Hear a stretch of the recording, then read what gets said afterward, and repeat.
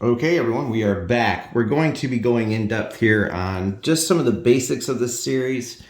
First, we're going to take a look at the counters. Now, the counters vary wildly across the game that you're playing. In fact, in Rhode Island, which is the one we're going to be focusing on here, you're not going to see some of the things in the basic rules, the series rules, because they just don't exist. From looking at the counters, I'm not seeing any rifle units, which is interesting, but I haven't gotten everything out yet off the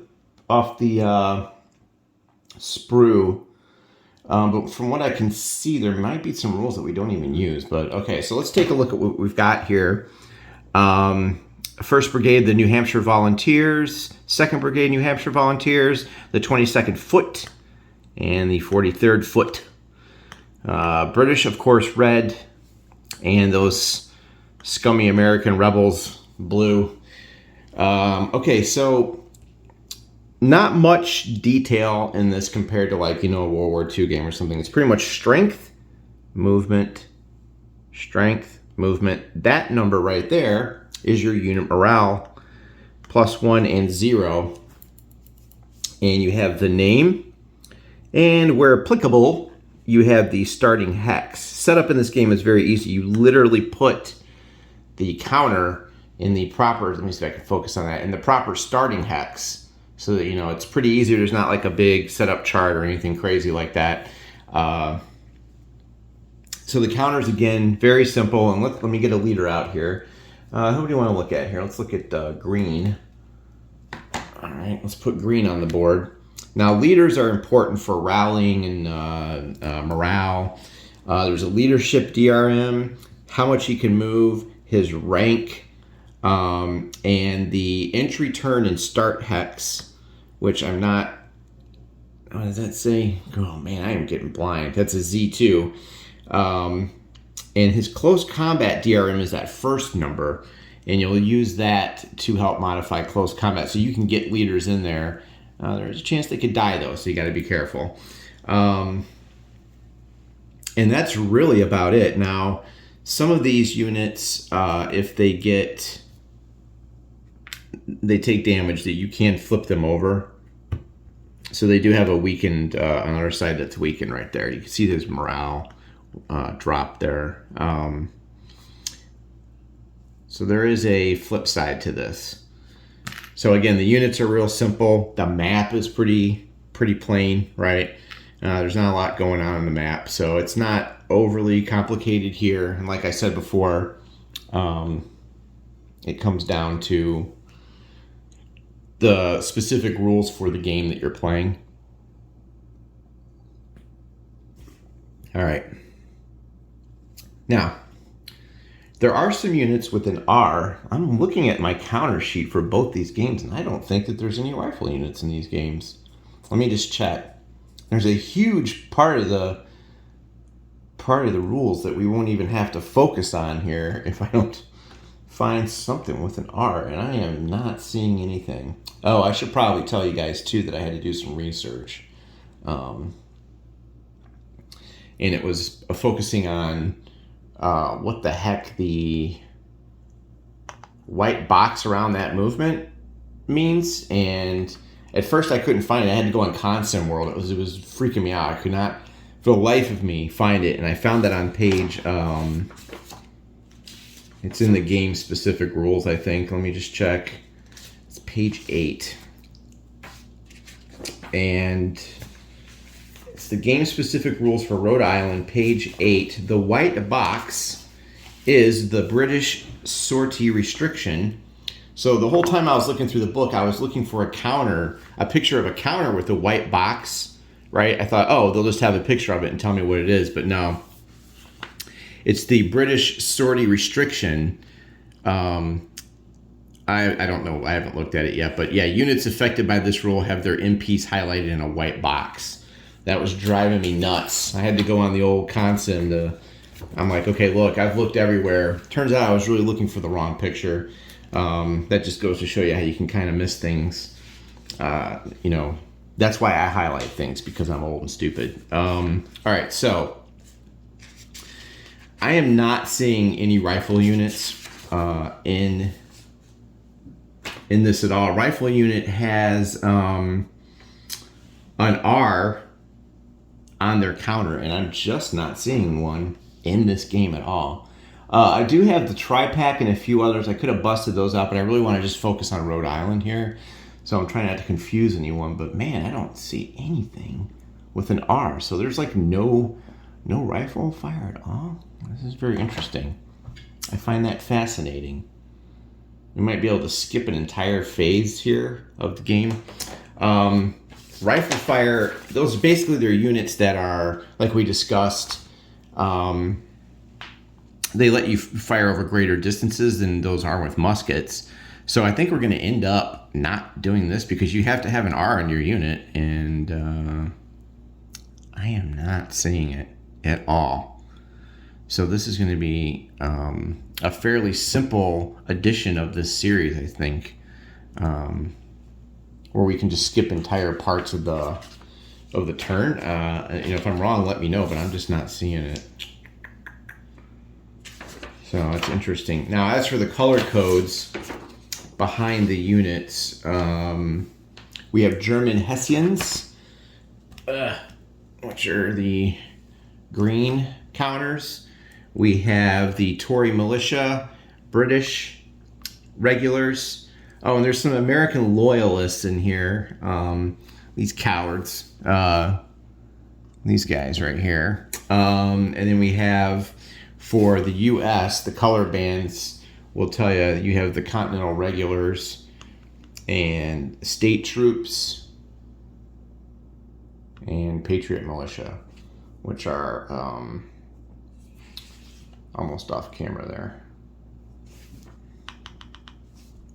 State Troops, New Hampshire, 2nd Rhode Island, and then there's the Continentals, which are your trained and drilled army.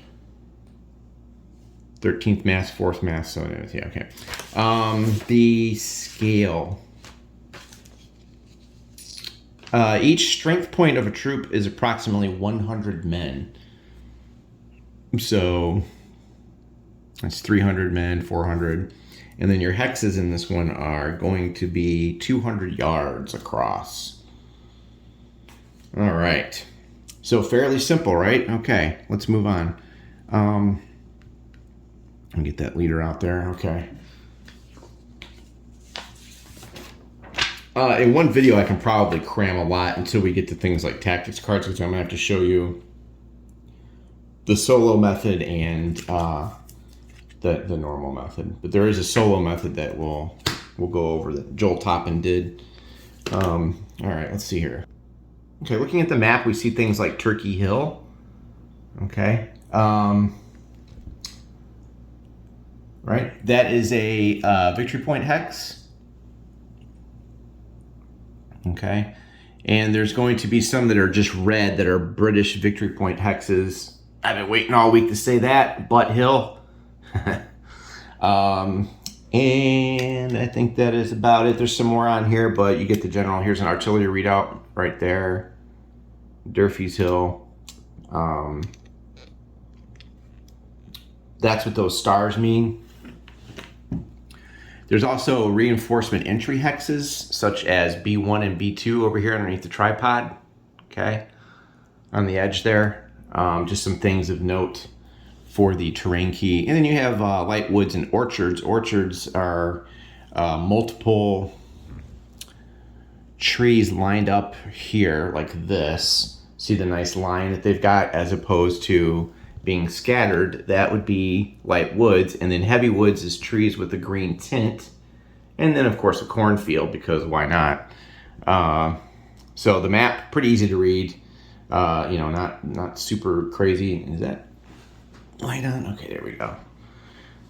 All right, now let's see, how do we want to do this? We probably want to do and go over initiative. Okay, so I'm just going to go through the standard book. The initiative for the turn is determined by each player rolling a die and adding their armor, morale, initiative, DRM found on the Army morale track. The higher the modified roll wins the initiative for that turn. So the Army morale track is on our game board. Let me just shift here a little bit for you so you can see what's going on. Oh man. So as you can tell, you're not always going to be the same. Let me see if I can pull this off without wrecking everything. You're not always going to have the same order of things. Okay, there's your Army morale track right there. Okay. And your game turn track is going to be on the, and you can see the status is wavering, fatigued, high morale, and then here's your game turn track.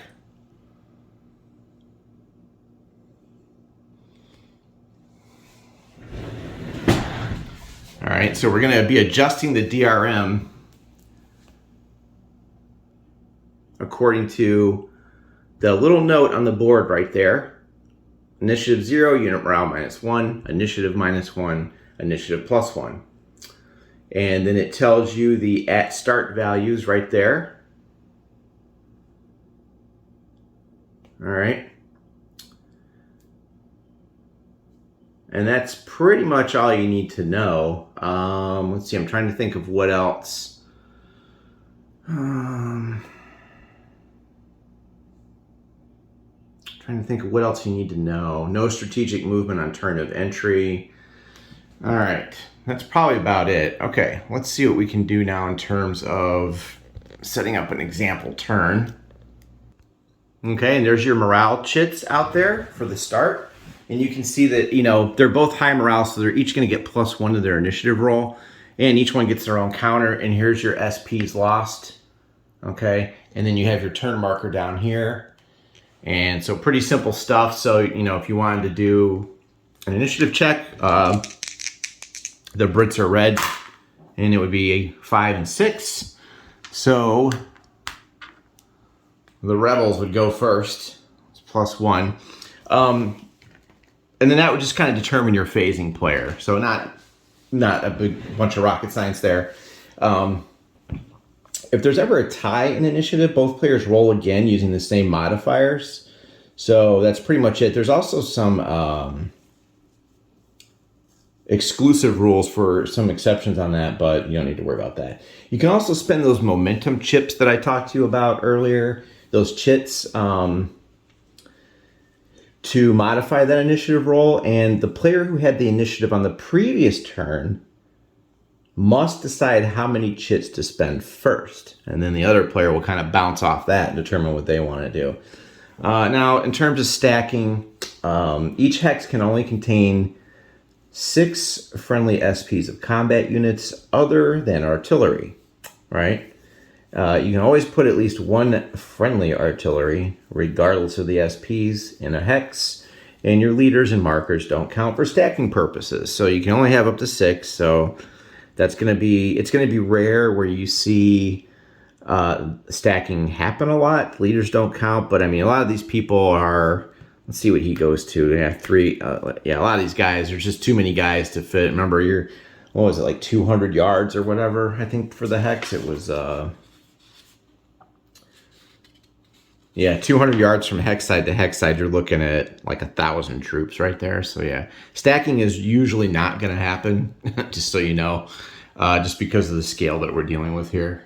And we should probably talk about parade order. Parade order is a combat unit that is not disrupted or shattered, so this would not be a parade order unit, right? But parade order. And the reason I bring that up is because it will affect some things that you try to do, such as zones of control. A parade order combat unit exerts a ZOC into all the hexes around it, okay? But ZOCs, like a lot of war games, they don't extend across ford and non-ford creek hex sides. So just remember, a lot of times, you know, if he's here, non-ford creek hex sides. So you're going to see no ZOC across here, right? A ford looks like a little explosion. Let me see if I can find one. A little explosion on a river crossing. Do we have one on this map? We've got a lot of bridges. Ford. And I'm looking and I'm not seeing. This is strange because this guy, there's one right there. So that's what you're looking for right there. All right. The ZOCs do not extend across fords and non-Ford Creek hex sides. So no ZOC if he's here. Nothing here, like that. Very important to remember that for later when it comes to trying to surround and cut off a unit, by the way. That does come into play. So, all right, let me try to bring that up just a little bit. Okay. Gotta get the best image there. All right, let's see what else we got going on here. A combat unit negates any enemy ZOC in its hex for the purpose of being of the surrounded combat modifier. It does not negate an enemy ZOC in its hex for retreat purposes. So negated. When you enter an enemy ZOC when you move, you must stop and end all movement. In addition, it costs +1 to do that. To enter or exit an enemy rifle unit. So again, I don't have any rifle units, and I didn't break out my other versions of this. They're still kind of up on the shelf, far above my head.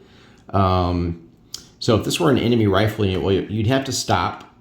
And then if you wanted to go in there and this is a rifle unit, it would be +1, I think, because of harassing fire is just intrinsic. I'm pretty sure. So just note that in the basic rules here, it says +1 to enter or exit an enemy rifle unit. So just pay attention to that distinction there. All right, if you're shattered, you may not move. Disrupteds only move 1 hex per turn. I don't think I have any shattereds out right now. Let me just take a look. Oh man, I have pin. There's a shattered, okay. Cue the Rolling Stones. All right. So disrupted units only move 1 hex. If they're adjacent to an enemy unit, they must attempt to move away. So here's a disrupted unit. This unit must attempt to move away from an enemy unit. And if you're shattered, you're not going to be moving at all. And that is page 13.4 of the series rules, in case you were wondering. And you can never move through a hex in excess of stacking limits. All right. Now there is a thing called strategic movement. Units using strategic movement move up to twice their printed movement allowance, as long as they start in and remain on terrain types which allow for strategic movement. So you're gonna want to see the player aid card for this. All right, we're gonna get that out. Let me zoom out a little bit here. All right, we just need to find our movement table. Give me 1 second. Okay, so what we're looking at here, say for example, we have clear crops. So strategic movement is allowed. Okay, you want to look for the little, the little A. All right, so I'm going to guess that that's only going to be your roads.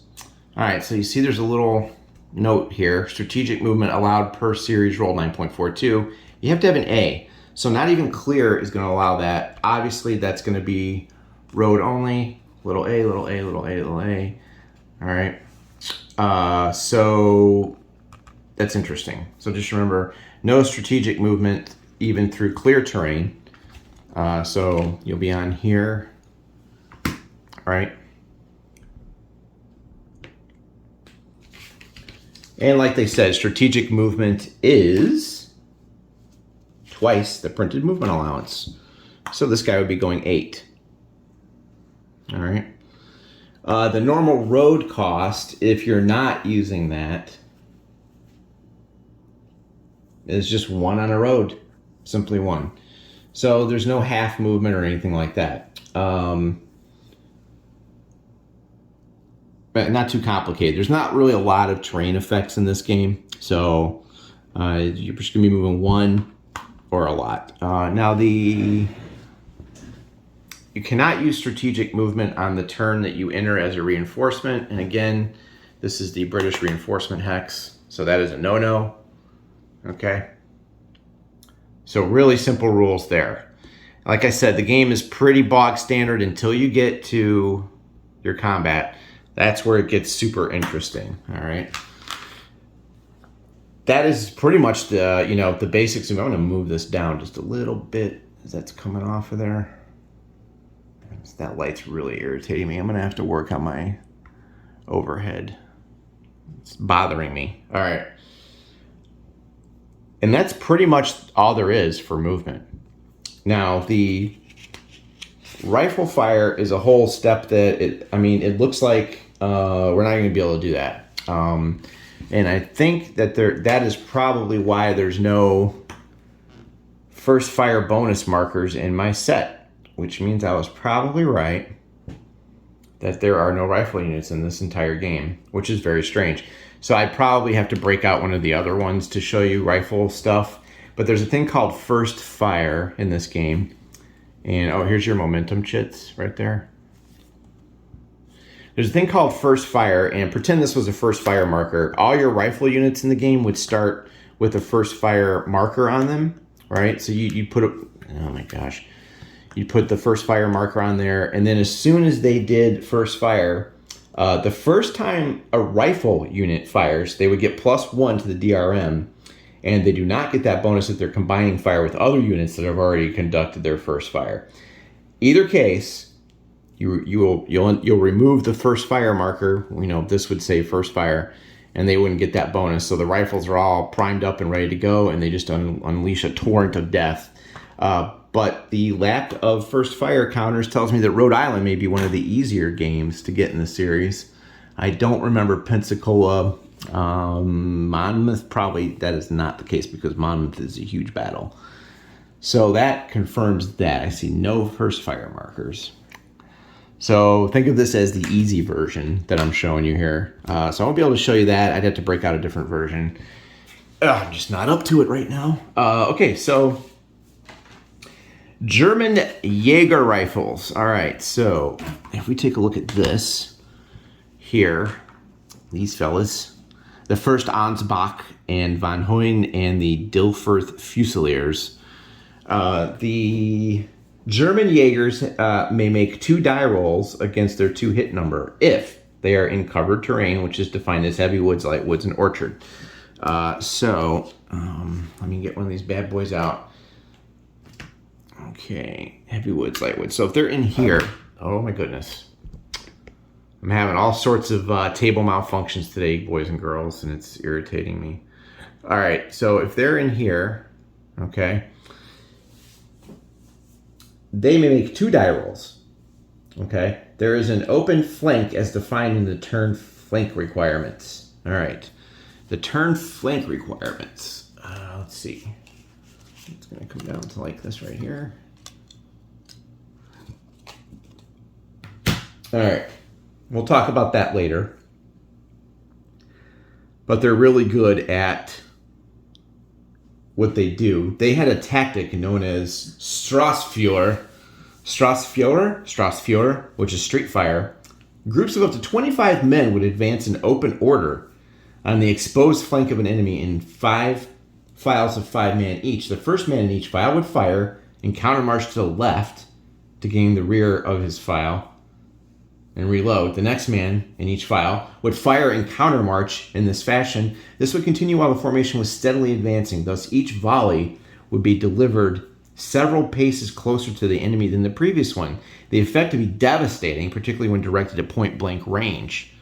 So that explains how they would fight right there. Great little history notes in the rule book there. Kind of tells you both die rolls have to be against the same target, and only one hit will result in a damage die roll. If both die rolls hit, ignore the second hit. So it just gives you more of a chance to hit because there's so much lead flying that those German Jaeger units are particularly dangerous. Are we looking at a possibility here of not having Jaegers? I may not have that either. because it would say Jaeger's on the counter, and I don't. There's another rule we don't worry about. Make sure the counter says Jaeger's. So that ain't gonna work. Make sure it says Jaeger's. Jaeger's, and looking at this, I don't see any in this game either. So folks, we have the most bare bones Great Battles of the American Revolution title ever created by man, except for maybe Newport or Newton or whichever one that was. Okay, so anyway, that's just good to know. Apparently not used in Rhode Island. Interesting. Keep in mind that one of the battles included with this game was a whatchamacallit, a what if battle, I think.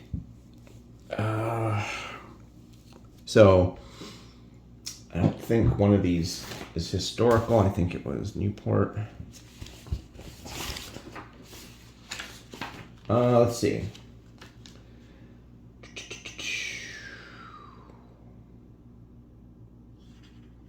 Yeah, one of these. Okay. One note is the leaders. They divide up, in case you're wondering.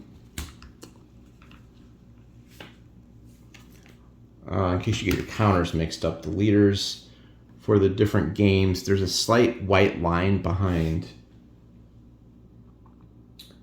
the leaders. The Battle of Rhode Island, those units are located on a half sheet of counters. That kind of tells you what game they belong in case you mix up your counters right there. Okay. So that is pretty much movement, terrain, how that works. Let's take a look at line of sight. Line of sight pretty much comes in when you're firing artillery. Okay. Let me see if I can get an artillery unit out for you all here.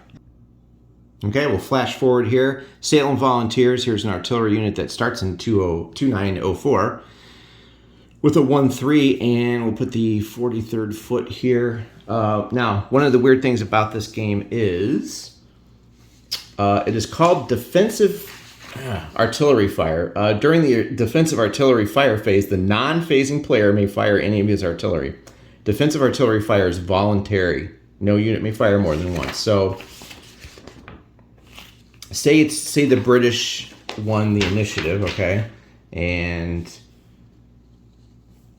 he does this here, right? You flip the turn marker to show that it's the British turn, and then you do his movement rally. Now it comes here to me. I can fire at him right now. So it's a little bit out of, it's kind of weird because you would think you don't get, it's like, oh, I gotta wait for this guy to do everything, but not true. You can fire during the defensive artillery fire phase, and let's take a look at how that's done. So we have these guys here. This is a redoubt, and they're up on a slope. I'm trying to make this easy as possible. And let's take a look. The range for artillery units is 3 hexes. That may be modified by specific rules, but we're just going to do basic stuff right now. All right, here we go. So we got 3 hexes, and we'll bring that in. Hollywood magic. Okay. If artillery chooses to fire, you gotta select a target that is within range and line of sight. No unit may be the target of more than 1 defensive artillery fire per phase. Multiple artillery units can combine, right? But you can't hit and then shoot a separate one and shoot a separate one. Okay. Calculate the range from the firing unit to the target unit's hex. Of course, there were some extreme ranges that were possible for field artillery, like the 3 and 6 pounders. But it was standard practice to fire at 600 to 800 yards and often much closer. And it was smooth bore, like the muskets, very inaccurate. So the firing player cross-references the number of SPs firing with the range to the target on the ranged fire to hit table. And that gives you a number, okay? So let's take a look at that table. I have a feeling that this is not going to be the best shot because that artillery sucks. So the artillery has a strength of 1, and I'm surprised the movement's actually that much. Like, it seems like you'd have to unlimber. There's probably an unlimber thing, but I guess so. There's nothing blocking line of sight either. So let's take a look at how that works. The ranged fire to hit table. All right, let's take a look. Oh, wow. Amazing. 1. Range to target in hexes, 3. Oh, that's 9. Adjacent, 7. Okay, I wonder if you have to get over this number. We're going to find out. Let's take a look at the modifiers. Well, we're not playing Newport. Light infantry. No. And I believe the light infantry is designated with LT on the counter. So if this were light infantry, you would have a little LT marker. I believe that is usually, if I remember correctly, it is usually down here, but I haven't played these games in a long time, so I'm learning along with you right all over again. That's the best. That's the way the HUD works. I learn, you learn, like a reading rainbow. So it would be LT right here. Nope. Okay, so let's take a look at more modifiers, shall we? Occupies heavy light woods or orchard. No, he's wide out in the open. Firing across unbreached field works. No. Targets artillery or dragoons. Nope. Targets in a bog hex. No. So there's no modifier. All right. So you got your modifiers. We're looking at 9. That's really bad artillery. Artillery is going to be hit or miss, in this game. I don't know if you can let me know, how does this compare to some Civil War games? As you know, I tried a Civil War, the MMP series, and I did miserable at trying to figure the rules out and got blasted on my YouTube videos. I will never play those games again. I'm going to be doing the Kernstown and that series. I did not like that MMP series at all. So just so you know. If you want something funny, go back and watch those videos. All right, let's take a look at what we need to do. Okay, and of course, we're going to have to get higher than a 9. In this game, with the die, right, the 0 is treated as 0, not a 10. I'd have to roll a 9. Yeah, of course not. So you know how I roll. There it is. Let's pretend this is a 9, all right? Yeah, that was awesome. Okay. Let's see what happens. So if it's equal or greater than the to hit number, a hit is scored. If a hit is scored, a second die roll is made on the artillery fire damage table. Bam, bam.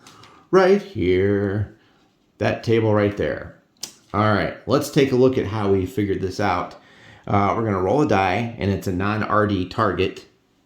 All right, let's see what we get. A 5. That is a D. I'm going to guess that stands for disrupted.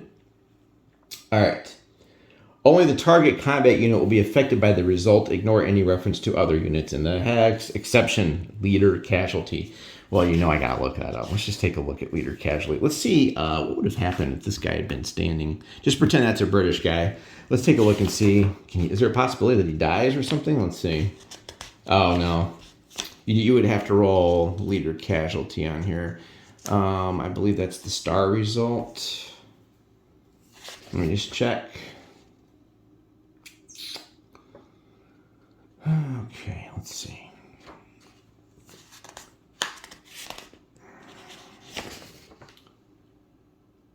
Hello, leader casualty. Well, it must be in a part of the rule book. Yeah, star. The modified die roll must equal this number exactly. The owning player removes one. Oh, he has to equal it exactly. Okay. So if we're looking here and I had rolled a 9, it's possible leader casualty right there. The other numbers in there, like when you see a number, that is, I believe that's a full-fledged loss. Yeah, so if we had gotten a 1, right, remember you have to roll, that would have to be a 9. So if we had gotten a 1, this would be a step loss, and there's a star, and that's a leader casualty. So things like that can happen. You got to watch out for that. Now, whenever there's ways to get momentums. You gain a momentum chit during the game momentum step when the final modified close combat die roll is greater or equal than 0. So momentum is gained usually in close combat in this game. So the more close combat you win, the more momentum chits that you get. The defender gets a momentum chit whenever the final modified close combat die roll is less than or equal to 1. And then if you can attack with greater than 10, you get a momentum chit. All right, so that's pretty much it for artillery. Pretty simple. If you get artillery in close combat, they're their SPs do not count, okay? If they're defending alone, they're captured without conducting an actual close combat. So that would be a captured unit. The attacker must first identify the lead unit, after which the artillery is captured, place all defending artillery units in the captured box, and make army morale adjustments. All right, so that's pretty simple. That's the defensive artillery fire. I wanted to say, line of sight. Line of sight is traced from the center of the firing hex to the center of the firing target. Let's test this out here. Let's try this. Let's see how this pans out for us here. And we'll probably stop the video after this because I think close combat and the tactics cards are going to have to be pretty much, like, that's the meat of this rule book. I think that's going to have to be probably its own video because we're already at 36 minutes here. And then we need to cover some stuff about leaders and things like that. These are all just the series rules. This isn't even the Rhode Island specific. So yeah, we got to cover rallying and all that fun stuff. So this is just the basic artillery movement, what's on a counter, things like that. Okay, and I am not even sure. Yeah, I do have the Rhode Island out. And you need to make sure that you're not punching Newport units, which green is a Newport, a battle of Newport, and so are all these. So I gotta be real careful here because I don't want to get things mixed up. That would be stupid. And then the British that I pulled in, these are all Rhode Island. Okay, I just gotta make sure I put everything back where I got it. Because that would not be cool, and I wouldn't know what was going on. Okay, so let's do this. I want to keep these separate so I don't get things mixed up.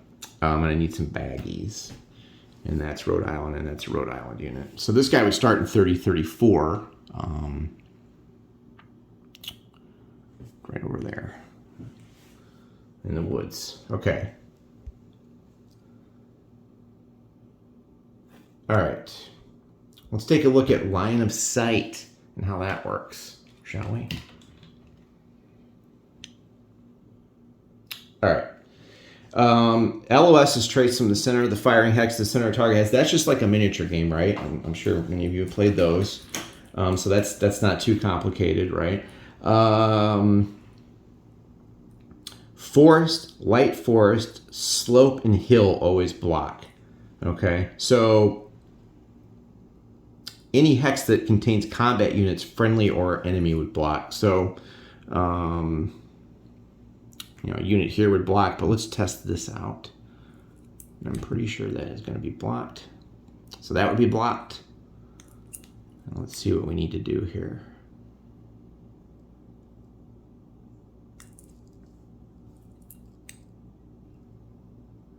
I believe that, what is that, like a hut? That's just a building. That would be clear. It does not mention that buildings block line of sights. Line of sight can always be traced into blocking terrain or hexes, but never through it. Ah, so you can go into it, but not through it. That would be a legal shot. All right, and of course this would be wide open. This would be blocked.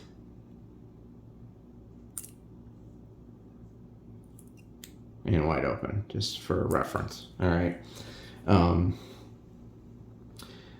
Then there's some rules for upslope, and both units are upslope. So if you have he's up and he's up, okay.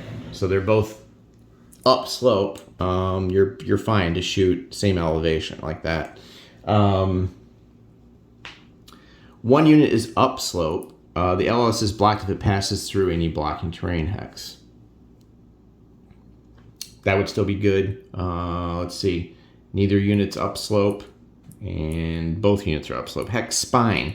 If it runs exactly along a hex side, it is blocked only if both hexes adjacent contain the blocking terrain. So, I'm trying to figure out how I could demonstrate that.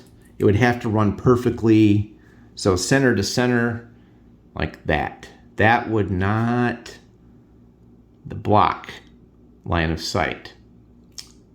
And it's called a hex spine. If it runs exactly along a hex side, is blocked only if both hexes adjacent to the hex side contain it.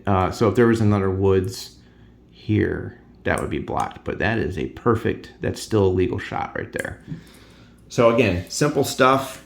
That's like just the most basic, that's just part of the series rules. You have your movement, you know, terrain effects, how to do artillery, and then we're gonna do close combat, which is gonna be the big feature of this Rhode Island box, because there are no rifle units. So close combat's gonna be huge, and tactics cards, and we'll get all into that in the next video. I need to take a break, I'm losing my voice. I've done a lot of videos lately, so chew on that, let me know what you think, and I will be back, I think, a little later in the week, and then I'm off for a week. Well, not off, but I'm out of town, so you guys won't be getting many more videos till the middle of August, probably. All right, thanks for tuning in. If you have any questions, let me know. Pretty simple stuff. Again, you can get the rules online, which is nice, and take a look over, and that is about it. All right, thanks for watching.